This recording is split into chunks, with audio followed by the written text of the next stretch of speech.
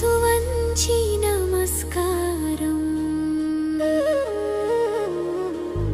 అన్నదాత సుఖీ భవ, అన్నదాత సుఖీ భవ, అన్నదాత సుఖీ భవ, అన్నదాత సుఖీ భవ.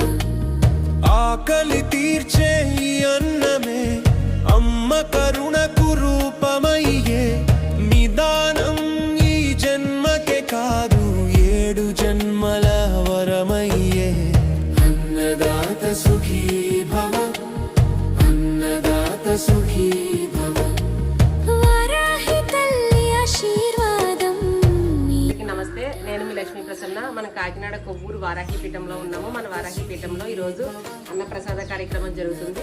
ఈరోజు అన్నదాతలు ఎవరైతే ఉన్నారో మన వారాహి పీఠంలో అన్నప్రసాదం పెట్టిన ప్రతి ఒక్కరికి కూడా మనం ఏం చెప్పాలి? ఇప్పుడు అన్నదాత అన్నదాత అన్నదాత సుఖీ భవ, అన్నదాత సుఖీ భవ, సుఖీ భవ, సుఖీ భవ, సుఖీ భవ, సుఖీ భవ, సుఖీ భవ. వారాహి మాతాకు జై, వారాహి మాతాకు జై, వారాహి మాతాకు జై. కాశీ అన్నపూర్ణేశ్వరికి జై, కాశీ అన్నపూర్ణేశ్వరికి జై, కాశీ అన్నపూర్ణేశ్వరికి జై.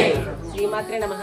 మన వారాహి పీఠంలో ఎవరైతే అన్నప్రసాదం పెడతారో వాళ్ళందరూ మంచిగా బాగుంటారనే మనం ఇప్పుడు కోరుకుంటాం. కాబట్టి ఈ రోజు కూడా అలాగే అన్నదాత సుఖీభావ చెప్పాము.